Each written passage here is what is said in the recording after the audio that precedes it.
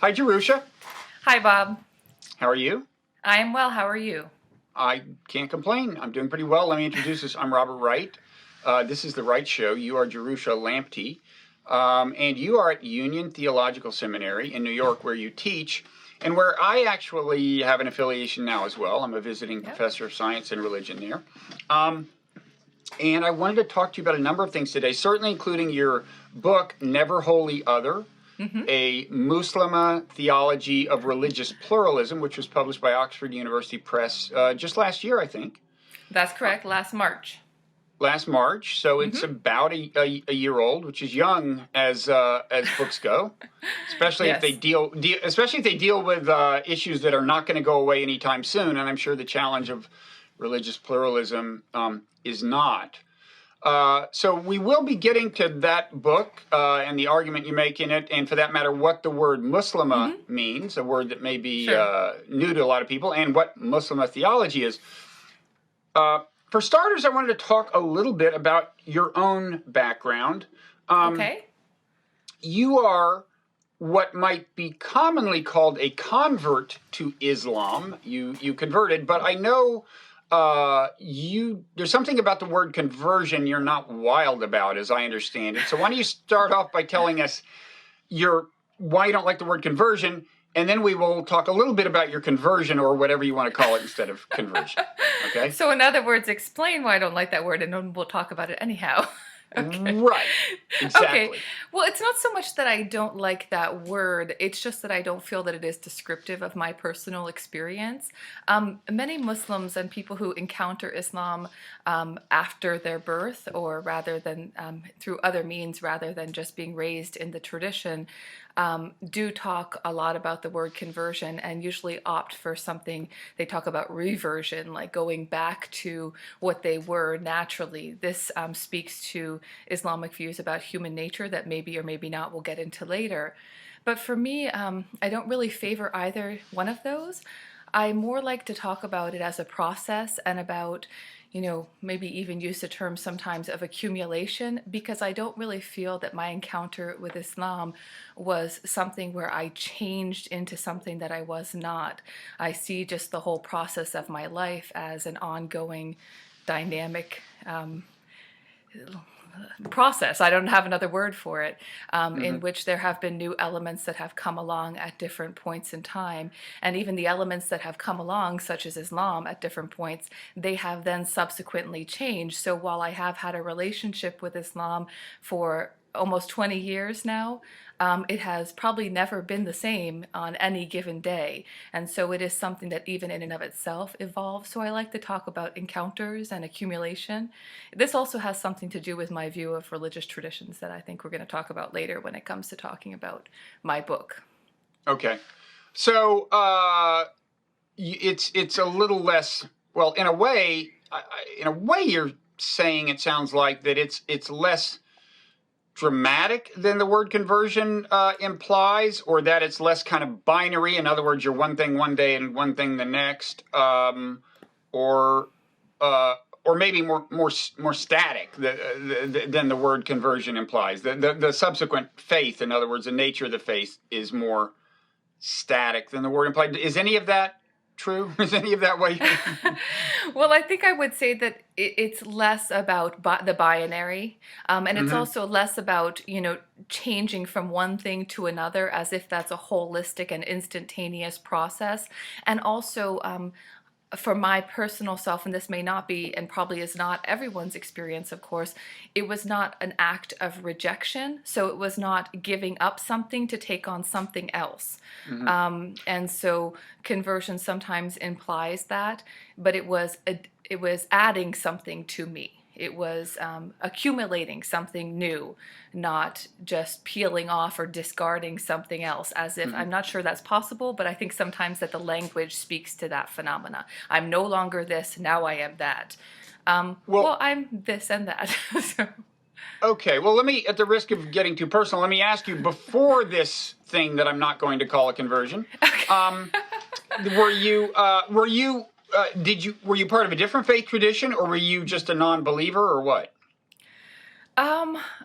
Okay, so with the risk of not answering any question straightforward, I was neither. I was not a non-believer. I think I believed in some things, but I was not raised in a tradition. Okay. I think I was raised in a family that had some sense of God and some sense of accountability to other people. But I was also raised by people who had had their own experiences with certain Christian denominations, and I don't think that those experiences were wholly enriching. Um, Perhaps that's one way to put it. So we weren't raised going to a certain community or involved in a certain type of practice. I will also Okay. say that part of my journey was that I really was someone who bought into the rhetoric of there being a division between being intellectual and being a believer. And so most of my childhood was spent not because someone taught me that, but I just somehow absorbed that view and really thought that you could be intellectual and think things through, or you could just believe them. And it wasn't until I got to college, to undergrad, that I had that paradigm challenged. And so that was a big turning point for me, to understand that that probably wasn't a very sound division between being an intellectual versus being someone who had some kind of conviction. Okay. So that you could become a person of faith without surrendering your critical faculties or your.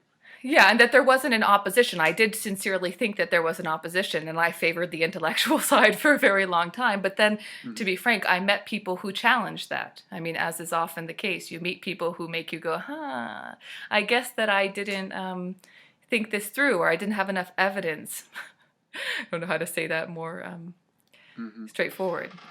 So I would think, I mean, even if the conversion, in quotes, is not as binary as you might think, and maybe in some sense not as suddenly dramatic, there must have been a kind of a power to certain experiences you had. I gathered that a lot of this was, you were in Ghana, I think, right? Or some part of Africa? Yes, that's correct. And you had, so I guess you had gone there as part of your work or your study or something.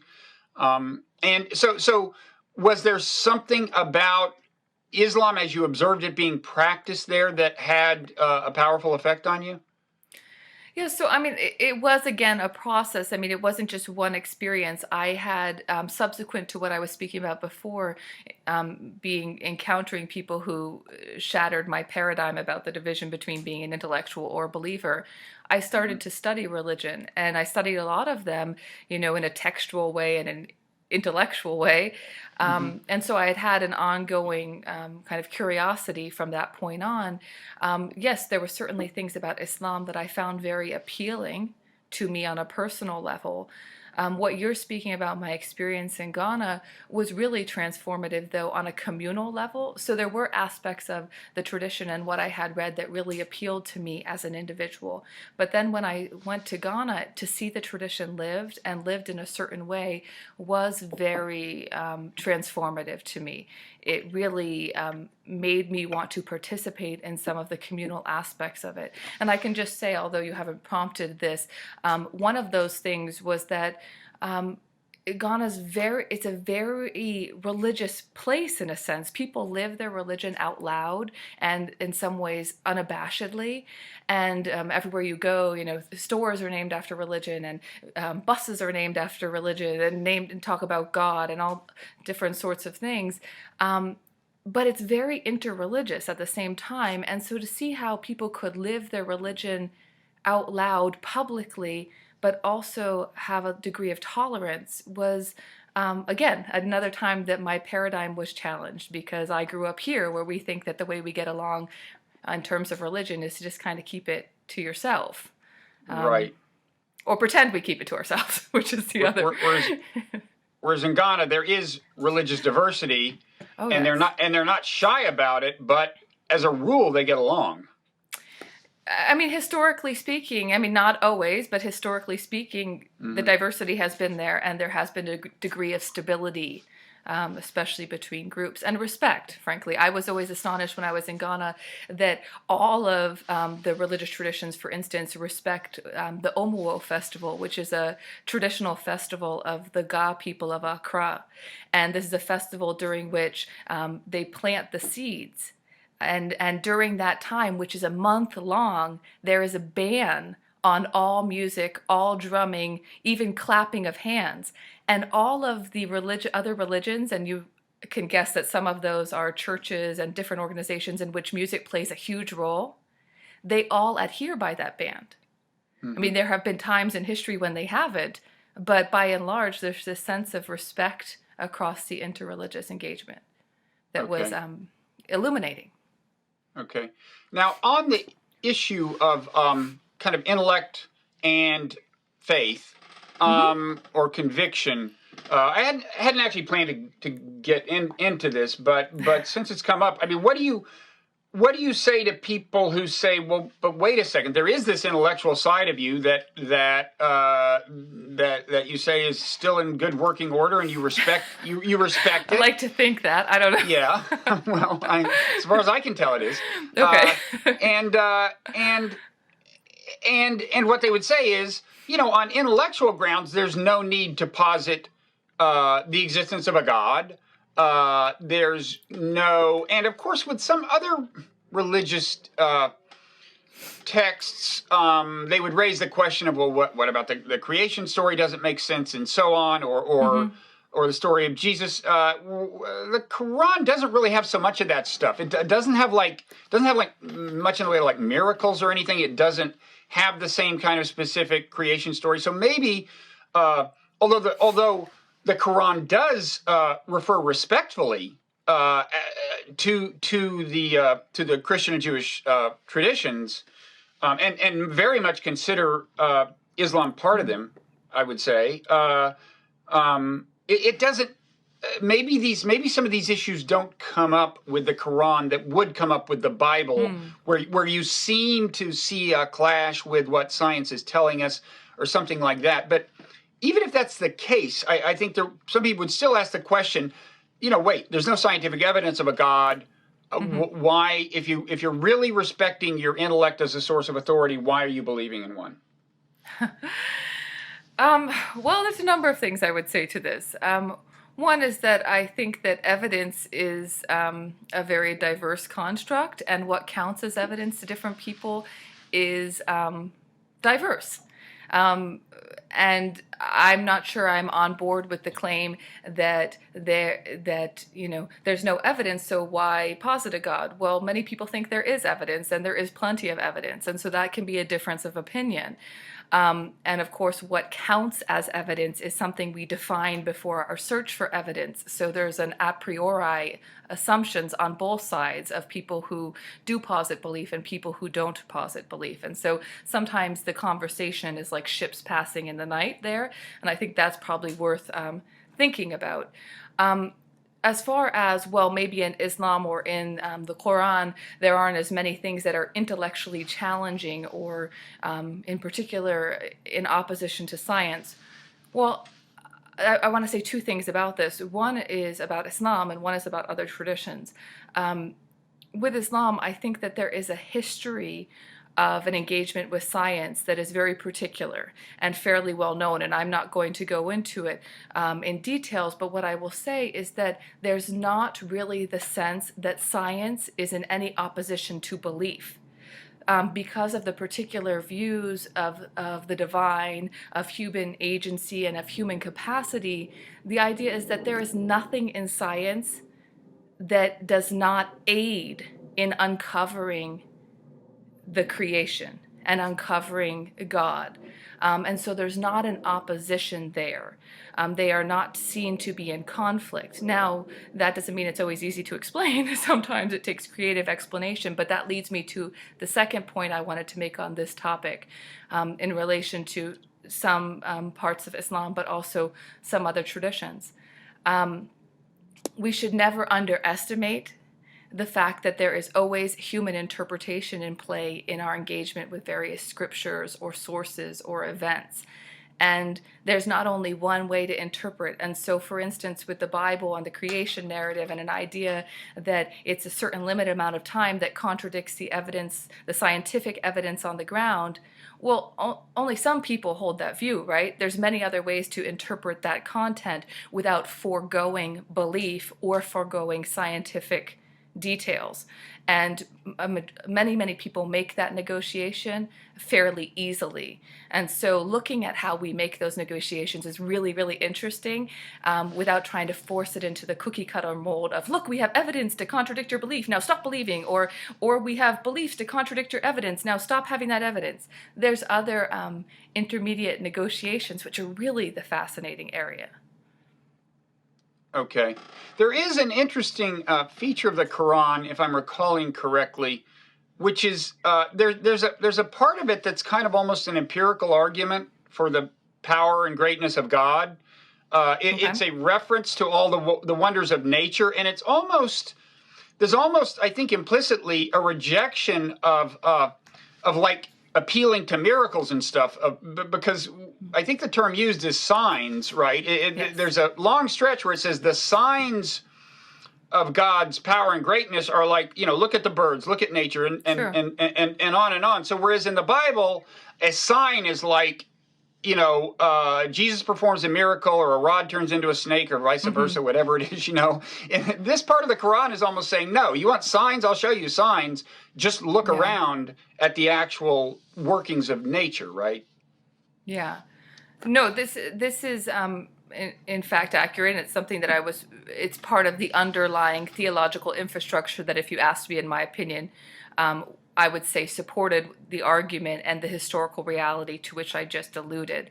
And that's that you have a text here that comes and says it's the word of God, it's the verbatim, inerrant word of God. Now, that doesn't mean literal necessarily. That doesn't mean without interpretation, but that means really important. And it comes, and it's very interesting what it says, because much of the Quran is devoted to saying, you want to understand what I'm saying here, then you need to look there. And the there is to the natural signs. And so it says, you don't believe in resurrection? Fine. Well, look at what happens, in the natural world. Things die and they come back, and it looks like it's barren, but then it comes back to life. And so there's this really interesting redirection to the natural world. And not to miracles, as you point out. Now, that doesn't mean that the Quran's not talking about miracles. It does talk about miracles, and in fact, it does affirm miracles that occurred previously, such as some of the ones that you're mentioning, as well as others. But what it does point out is that humans tend not to believe them for very long. And so that's a different theological stake. It doesn't undercut and dismiss the capacity or the potential of miracles. That kind of fits with a tradition that underscores divine omnipotence, because God could do whatever God wants, and that includes miracles. But what it says is that they're not really that effective. That humans tend to say, give me a miracle, then I'll believe. And then there's a miracle, and then they're like, and then, so there's an internal critique in the Quran. And I'm not saying that is, in fact, the reality. I'm saying it is one of the lines of discourse that come out in the Quran, as you're indicating. And Muhammad does not walk around performing miracles the way Jesus does, right? That's not, doesn't. I think there's like one verse that's sometimes interpreted as something kind of amazing, but as a rule, there isn't that. Well, there's two things that are said in this two things that are said in this regard. One is that when people, the standard off the shelf answer to this question, when you say, well, what is the miracle of Muhammad? The answer is, well, the miracle of Muhammad is the Quran itself. And so the Quranic text, especially its aesthetic value and its value as recitation, is seen to be the miracle. And so you actually see this throughout the Quran as well, because the Quran says, if they say that this is fabricated, tell them to go write something like it. They won't be able to do it. It's an interesting argument that is made, the Quran makes throughout. But that points to the fact that there's something about the miraculous, the ijaz of the Quran. That's how we talk about it, the miraculous nature of it. I should, however, point out that when you move from the Quran to the biography of the Prophet, to the Sirah, you will see a lot more references to Prophet Muhammad performing miraculous things. So in the tradition that accumulated after the Quran, right? I mean, some of the tradition that was narrated about Prophet Muhammad's life, and then the biographical constructs that come out as a Right. chronological account. Now, there's debates over when those came from. They were, of Okay. course, written down afterwards, but there are debates about when they arose and therefore the authority to be attributed to them. But they feature very largely in Muslim consciousness. Okay. The one thing I was just going to say about that is there are those reports that are much more miraculous there, but then you have to look at how people deal with those. Do people underscore them? Do people pay a lot of attention to them, or do they not? There's a notable characteristic in kind of modern interpretation, which is to like avoid the miracles, don't talk about them at all. But in historical,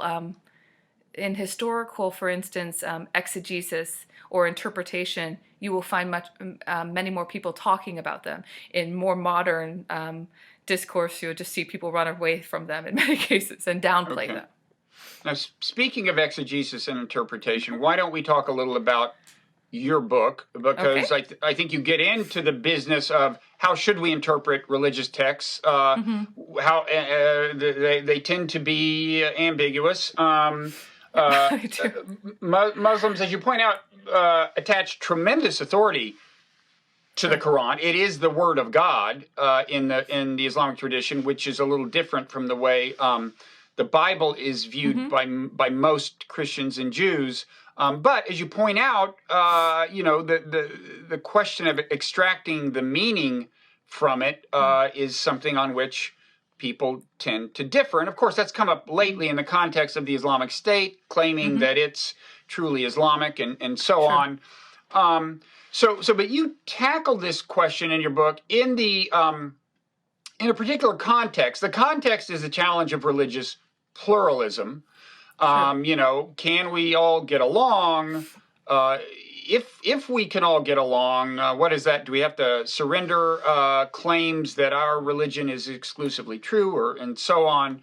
And in the course of addressing questions like this, you employ something called Muslim theology, which you can explain to us in due course. And you look at the question of what does the Quran seem to be suggesting, I think, about how religious pluralism should be handled. And so there's a lot there.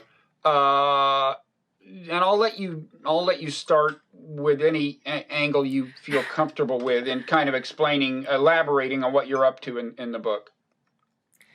Yeah, so I mean, I guess I would start with talking about interpretation, because as you pointed out, there is, I'm making claims in this book about interpretation, and I think one of the most important claims, which is not highly specific to the question of religious diversity or religious pluralism, is really just to foreground the fact that interpretation is done by human beings.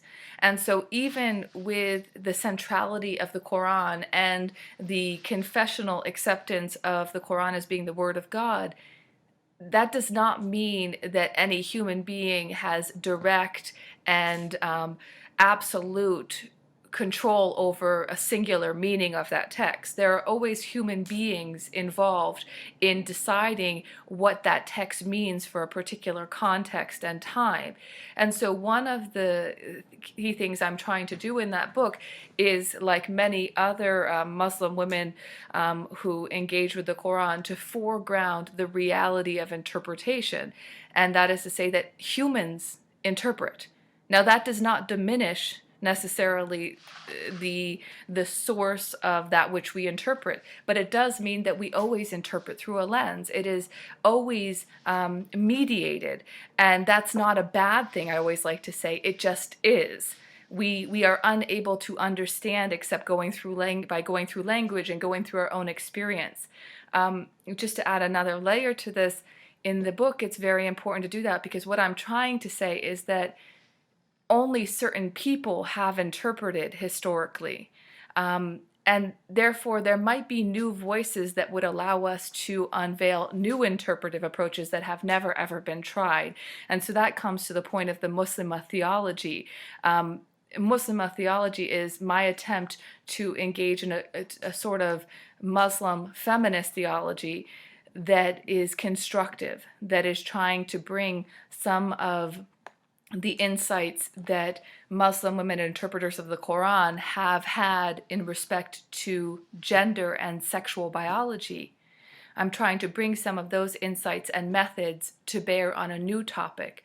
So sometimes I like to say I'm taking insights on one specific form of human difference, that is gender difference or biological difference, and seeing how they might open up new interpretive possibilities in respect to another form of human difference, that is religious difference.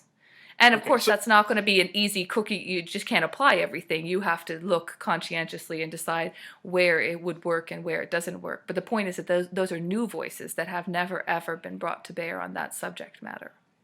Okay. And does the term Muslim theology itself just refer to a theology that draws on feminist ideas, or is it something else? Yeah, so I use that phrase, and not everybody uses that phrase, for a number of reasons. One is to underscore and emphasize what I just said, which is that when interpretation and theology is contextual, and because it's contextual, it really has something to do with the person who is doing it. Now, as I would say, that's not a drawback. Some people would say, oh, well, that means it's not, it's not objective. Well, of course it's not objective. It comes it comes out of a context and hopefully speaks to a context. So that's one thing. It is to underscore my positionality as a Muslim female, because that's what it means. Muslima means a female Muslim. But it's also meant to engage some feminist thought and comparative feminist theology. And so to engage explicitly in identity theory and gender theory and discourses on different types of difference. And how that difference has been constructed in society. As we know, gender has been constructed in particular ways in particular societies. So that's a second aspect. But the third aspect about Muslim theology is that it is meant to carve out a new but relational space with other feminist theologies and a somewhat challenging historical relationship between feminism and Islam. And I've talked about this extensively, but just in a nutshell, it's fairly well known that feminist discourse, especially in the US and Europe, has been over the last couple decades co-opted to legitimate certain actions in parts of the world, and especially the colonized Muslim world, and that continues to go on. And what do I mean by co-opting? I mean that in order to legitimate certain actions, we say we're going to save the Muslim women, those poor Muslim women who need saving, we're going to go save them. And this is why they're oppressed, and we use the language and tools of feminist thought and theology to legitimate those enterprises. Now you're talking about Western interventions. In other words, people outside of the faith who say, "Look, these Muslim women are oppressed. They need saving. Let's go in and do something about it," and that becomes a kind of basis for something you don't like. I mean, some sort of I don't know, imperialistic attitude, or some sort of denigration of the faith as a whole, or what? Well, what it becomes the basis of is, and I mean, I'm hesitant with the term Western. I think it's a construct that's kind of run its course, but that's okay. Right. But what it becomes the basis of is a very tensive relationship, because what it means is it's the assumption that one group of people knows what another group of people needs or wants or desires without ever asking that group of people. And there's an inherent assumption there that they don't know what they want. And so one of the things is that this Islam and feminism thing gets painted again as a binary, as if they're in conflict and as if Muslim women don't want rights and equality, but that's not the real tension.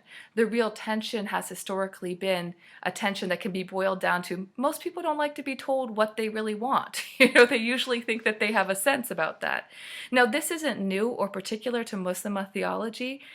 This tension, it's very characteristic of third wave feminism. And so when you see the rise of womanist theology or womanist thought or mujerista thought or Asian women's theology, all of these arise in reaction to second wave feminism, which was largely white and middle class and European and American, and also largely carried this assumption that there was a single model for how a woman in religion wanted to be.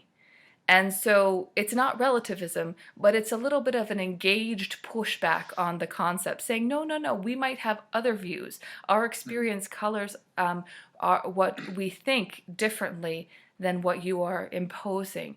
And so one of the things with Muslim theology that I'm trying to do is acknowledge that tensive relationship, but not to give into it. I think that, just as a concrete example, many Muslim women scholars have been very hesitant to ever call themselves Muslim feminists. They don't like the term because it's just so embroiled in this history of power relations.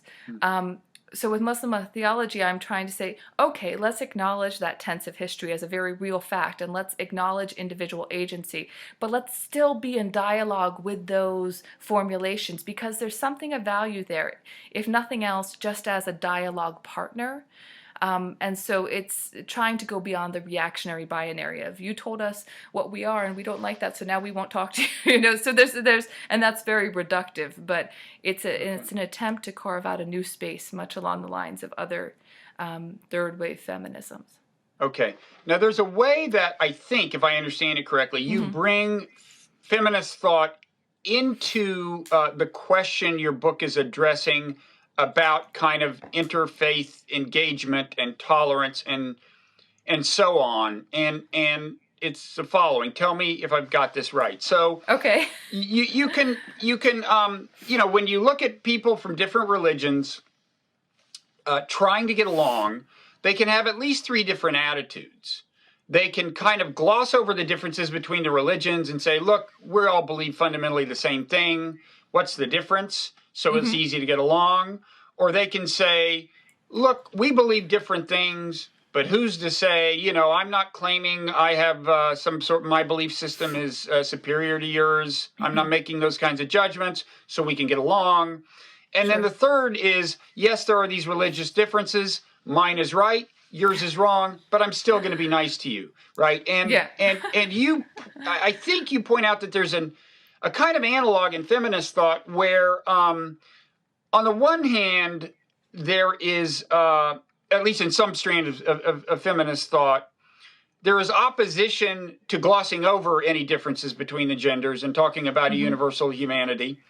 On the other hand, there's opposition to an acknowledgement of the difference that is implicitly or explicitly hierarchical. In other words, men better than women. Yes. And then there's a third way, and it should be clear which way is remains of the three I outlined in the context of religion. In other words, well, I guess I don't want to say separate but equal because of the unfortunate historical connotations of that, but different, but not.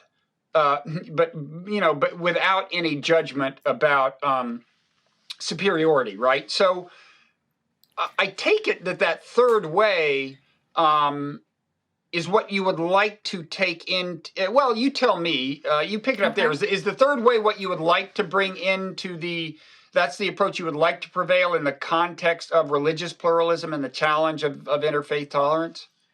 So, I mean, I don't think I would go as far to say what I would like to prevail. Obviously, my book is my personal interpretation. I think it's a well-grounded and fairly well-substantiated interpretation. But what I would like to prevail is for people to think deeply about these issues and not to be dismissive in an overly simple way. And as you've pointed out, there's two ways that kind of oversimplification can occur. That oversimplification can occur by saying, oh, my way is right and your way is wrong. That's fairly simple and clean cut. But it's also very simple to just say, oh, we're all right and it's okay and I'm okay, you're okay, and that's it. That's also another very simple way to contend with, or frankly not really contend with in a substantive way, the very real differences that exist within and among traditions. And so what I would say is that, yes, the third way, but I actually in the book am trying to push it a little bit further. Because what feminists thought, and especially some of the work by Muslim women interpreters of the Koran, on Gender and Sexual Biology says is it's not just acknowledging difference. I believe you have to acknowledge difference. So the idea that we can just focus on our commonalities and then pretend like we'll just get along because we have some common ground, which we do, we have substantial common ground.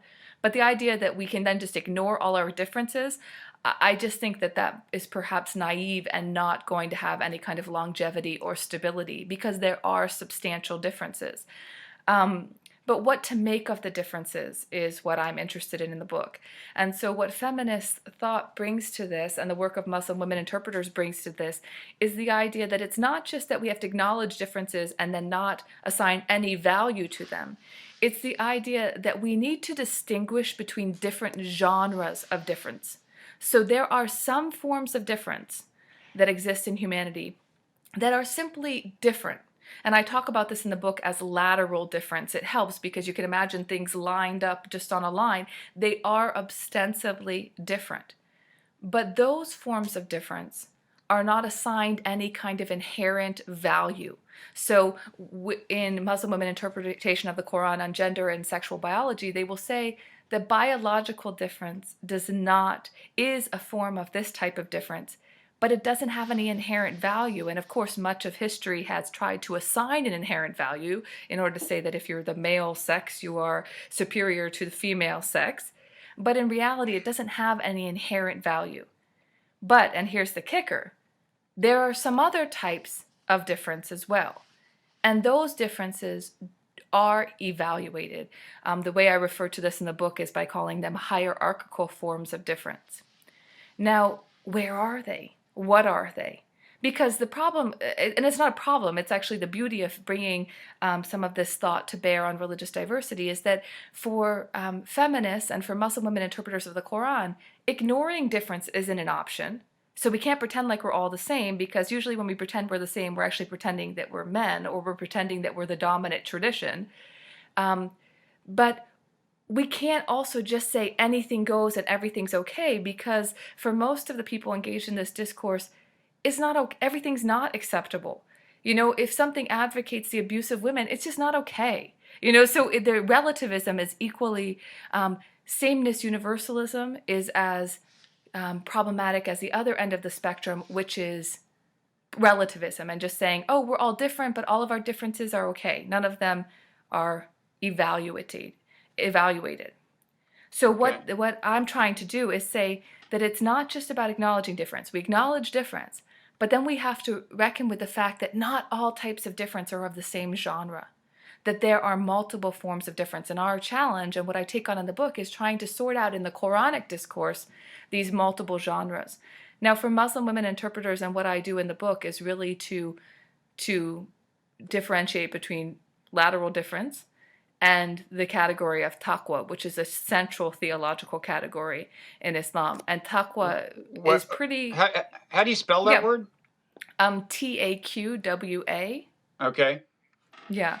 And it means, most people define it as a fear of God or piety. I always define it as God consciousness, but also, so it's a mindfulness of God, an awareness of God, but it's not just an individual relationship with God. It is a mindfulness that must be actualized through social relationships. So it has a relationship to God that is then enacted in the world.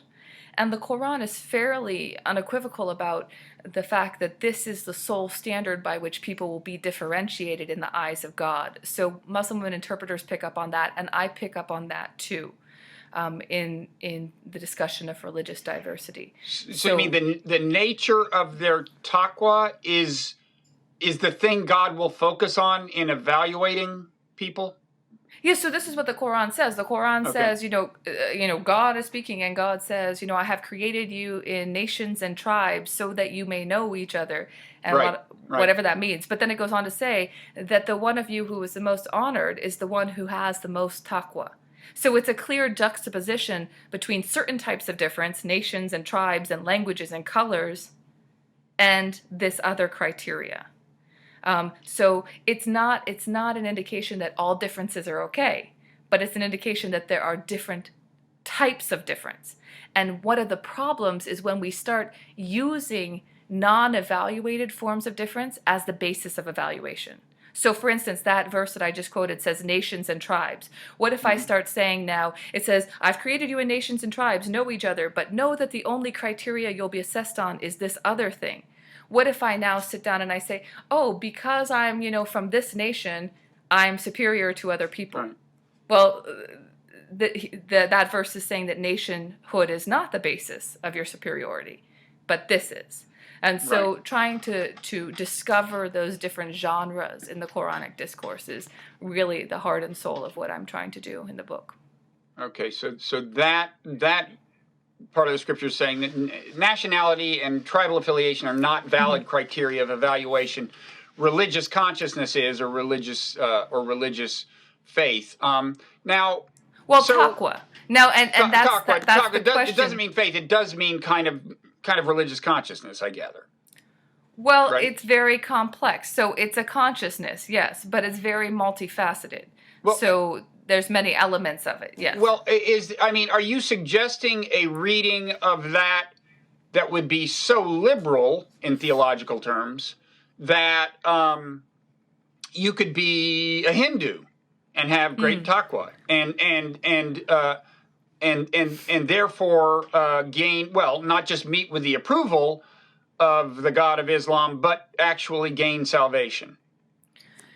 Yeah, so there's a few things. One is that I am in the book as a result of trying to differentiate between these different genres of religion and to recenter the concept of taqwa. You come up against certain questions, and one of the questions is, what is the inherent value, if any, of religious communal identity? So, for instance, saying I am a Muslim with a capital M, or saying I'm a Hindu with a capital M.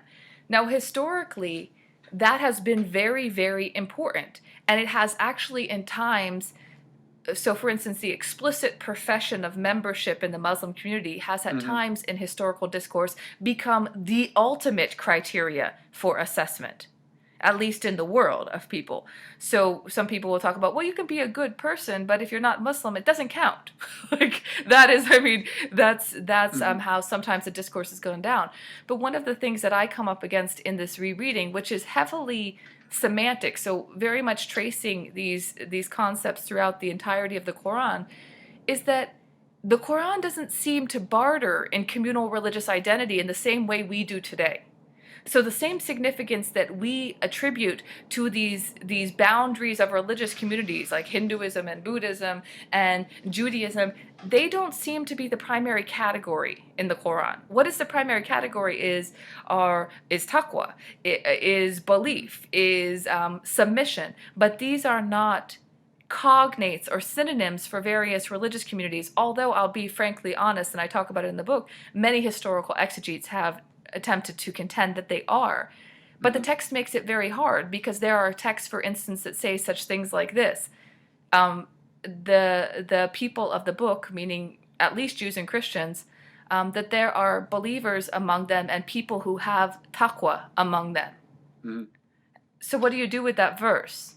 Now, what most historical exegetes have tried to say is to say, well, it means that they converted to Islam, because they couldn't, but understand the reasoning there. The reasoning is that you could only manifest true taqwa if you're in the reified community of Muslims and you profess a communal identity like that.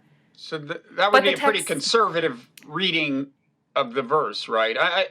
It would be a very conservative reading of the verse, but I will be honest. It has been, from a certain point in history, probably 13th century, it has dominated a lot of the interpretive process. It wasn't the dominant reading early on, but it is a little bit of exegetical gymnastics, because it seems to say that there are people with this characteristic in other communities, which of course I argue in the book fits with many of the positive affirmations about other communities and other scriptures and other revelations.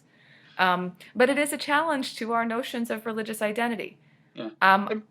But one other thing I would say in this regard is that with taqwa, as I pointed out a second ago, it's not defined by one feature. So if you were to say, according to the Koran, what does it mean to have taqwa? It doesn't just mean one thing. So I can't say it means to believe in God. And if you believe in God, you have taqwa. Because in fact, the most disdained category of behavior in the Koran, those are people who believe in God too. But you know what they do? They claim God as their own, like their property. They say, we have a special relationship with God. So taqwa is not just about believing in God. It's also about a whole litany of other things, which I chart in the book. And the reason why I do that is because that opens up the question of religious communal boundary, but it also makes us have to reflect on the fact that we as humans hardly ever live up to all of that. So now what do we do? We hardly ever manifest all of the characteristics of taqwa. So what sense do we make out of this? Because and I'll just be concrete. Historically, we have given greater value to certain aspects of taqwa over others. I just mentioned that at certain points in history, the verbal profession of membership to the historical community following Prophet Muhammad has become the apex of the facets of taqwa. But is it? Is that the most important? And how can you say that is more important than other things? Okay. And so it's meant to destabilize some of the assumptions, and it is provocative. I understand that, but it's also very textually based. So there's some questions there. Yeah, it sounds like you're reading, or there's at least questions you're raising, whether or not you're making assertions. The questions you're raising would place you at the liberal end, again, in the theological sense of the term liberal, at the liberal end of contemporary Islamic scholarship, and in that sense, Union Theological Seminary is the perfect place for you to be, because in a Christian context, Union has been at the forefront of theological liberalism. Paul Tillich, Reinhold Niebuhr. Sure. I have a question about liberalism in Islamic context. Before we get to that, I do think it's worth pausing and just dwelling a little on a point you touched on, which is that on this business of the Quran's attitude towards Christians and Jews, there is, of course, fluctuations. There are times when unflattering things are said about them. But on this one issue of whether they are eligible for salvation in principle, I think a plain reading of the text, leave aside the gymnastics of those conservative interpreters, a reasonably plain reading of the text suggests that in this one sense, the Quran is more liberal than at least the strict traditional forms of Christianity and Judaism. In other words, certainly Christianity. The strict traditional form of Christianity would say, look, Jews aren't eligible for salvation, Muslims aren't eligible for salvation.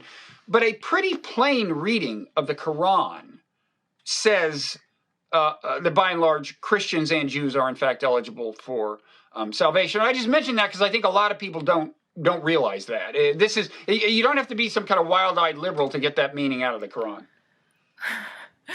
So I guess how I would respond to this is that I like to think of traditions, and especially the primary sources in respective traditions, and that does not always mean scriptures, right? Different sources, different traditions have primary sources.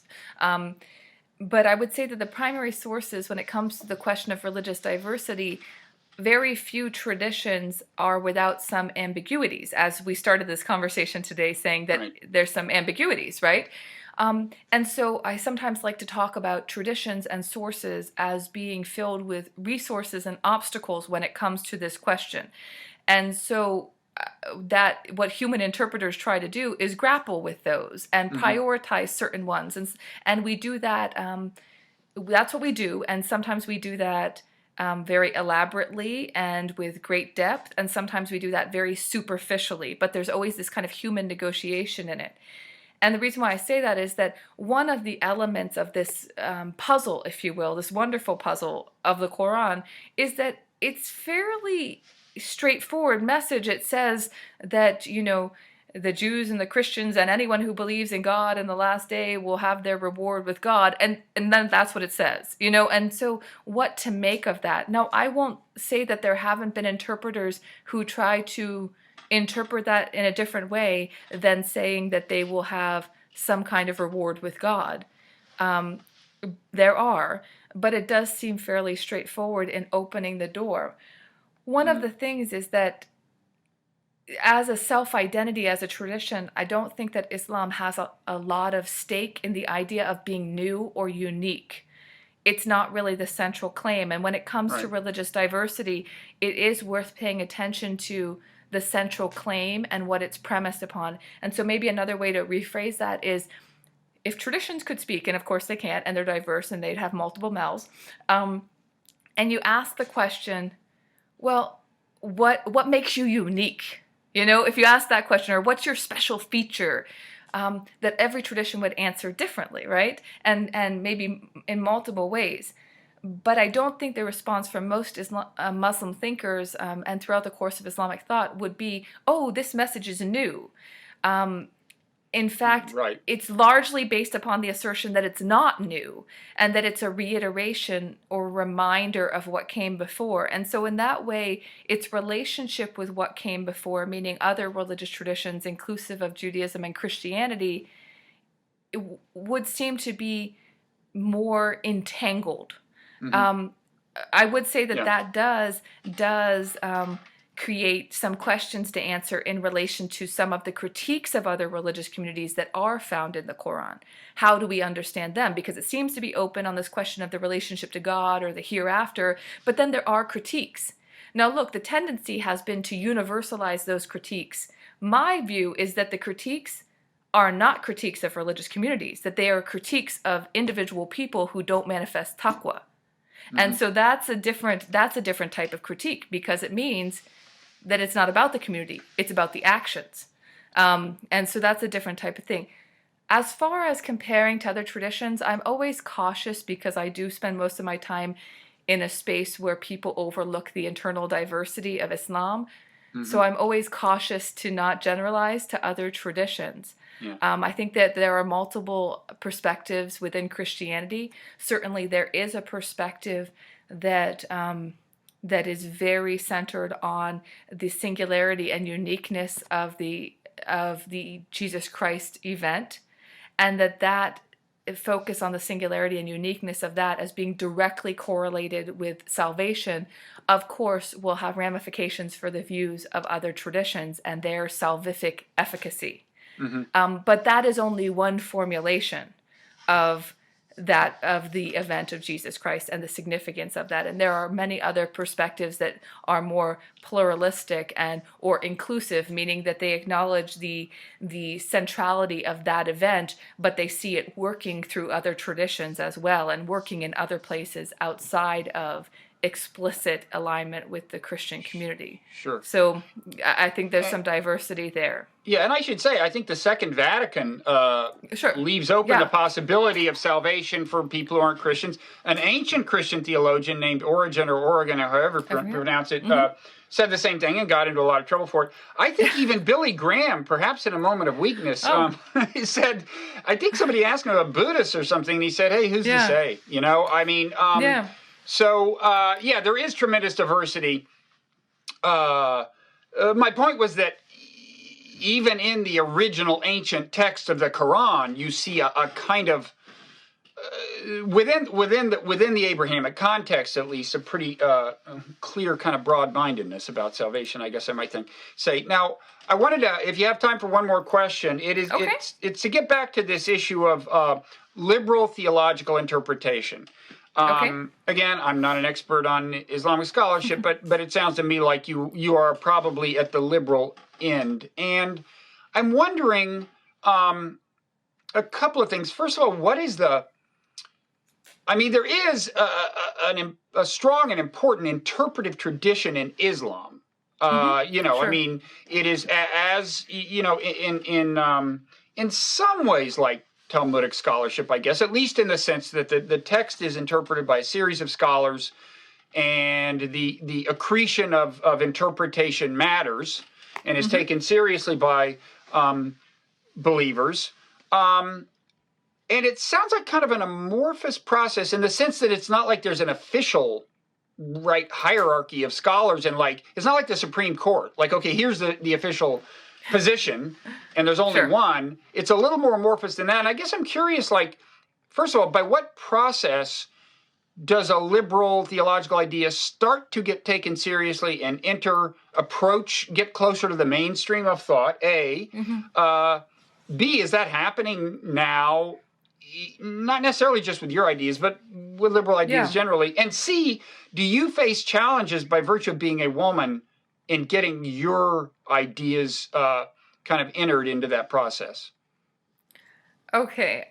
Okay. So just one question. I think that was that was a three. complex I was question. lying when I said one question. Okay. That was actually a lie. That's okay. I've written them down, so hopefully I can remember what they are. So to the first question about, well, I have it won't come as any surprise that I have somewhat of a hesitancy to the labels. I feel that the labels of liberal or progressive or this or that or conservative are somewhat deployed in a way that doesn't necessarily reveal what you're asking, which is about authority and essentially change. And so perhaps I'll just skip to answering those kind of questions. So the question of how certain interpretations come to have some resonance. And what I would say is I don't even think it's worth distinguishing between supposedly liberal or progressive or conservative. I think that in many ways it's the same process. Sometimes we really treat interpretations as I said before, as if they're just like the direct word of God and that there's no human mediation going on, and that we've just uncovered the truth and therefore the truth is the truth and it shines clear. But in fact, even from the first event of Revelation, and this is kind of a theology of Revelation that would expand outside of the Islamic tradition, but for revelation or even any communication at all, but especially this goes to communications of revelation, for it to be heard or received, it has to speak in a way and be communicated in a way that is hearable. You know, it's like knowing your audience. You have to know your audience. So concretely, for instance, the Koran talks about it being an Arabic Koran, and it talks about every revelation coming in the language of the people that revelation was going to. Why? Because it needs to be able to be heard. Now, of course, it needs to be able to be heard, but I think that the term heard is more robust than that. And I think what it really speaks to is that it needs to resonate with people. It needs to meet them where they are. Now, that doesn't mean that it needs to pat them on the back and say, nice job, keep at it, what you're doing is fine. That's one way of resonating, but that's not the only way. Another way, and this is usually the way that Revelation, with its prophetic criticism, comes into play, is that it usually comes and is hearable. People understand it. It touches them, but it also challenges them. It pushes them. And we can see this in the Koran. We can see this in Jesus Christ. We can see this in other traditions all over the place. The message is not a message that is like maintain the status quo. It is a message that gets under your skin, so it resonates with you, but it challenges you to do something different. Now, whatever that may be. So, for instance, the Quran has a very socioeconomic justice bent about it. It's very concerned with socioeconomic inequalities, among other things. The reason why I'm going through all this is that I think it's the same process throughout all of history, including today. For an interpretation to gain feet, it doesn't just mean that it is true. It means for some reason that interpretation is resonating with the experience of people on the ground. And so you have to look at why. And I mean, we're not going to go into why, but I think that's the how. There is, for believers, there's the divine element, right? And then there's the human person. But there is this incubator in which the divine meets the human, and that is the community context. So resonates with your experience, but also resonates with enough people that it evokes change or response. Someone always, a teacher has always said this to me, and I think it's worth repeating, that, any of the traditions we know today that are major traditions, they would not exist today if there was no communal resonance. So if they didn't meet people and speak to them, and that they continue to speak because of that resonance. Now, that doesn't mean without struggle or strife or challenge. I think they continue to present challenges over the course of history. So I think that's one of the hows. Is it happening in terms of interpretations that may be liberal or progressive? I think it's happening. I think it is resounding with people. And I'll just give an example, not from my own work, but maybe from the work that other Muslim women have done on gender and biological difference. And also even things such as, women in ritual prayer and leading the prayer.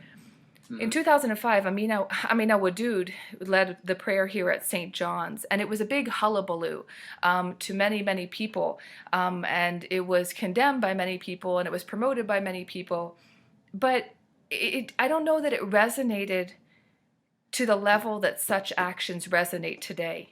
Mm-hmm. That work is being picked up, and people are thinking about it, and people are thinking about gender inequality, and people are thinking about inclusivity in the mosque and what it means for women to be included in a way that is really evident.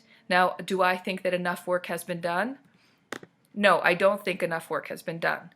But it is resonating. You can see people thinking about it. People are having workshops on it and panels on it, and they're doing movies and documentaries on it. So it is happening. But it's that speaking to and navigating the tradition. It's always a balancing act because, as you said, there is some kind of continuity of interpretation.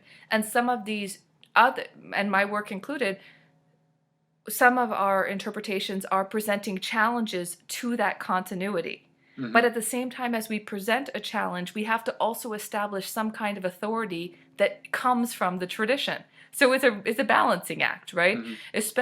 And then I would tie this into your final part of the question, which is it a challenge as a woman, as a Muslim woman in particular? And I would say, yes, it's a challenge as a Muslim woman. And for many reasons. One of them is what I just said.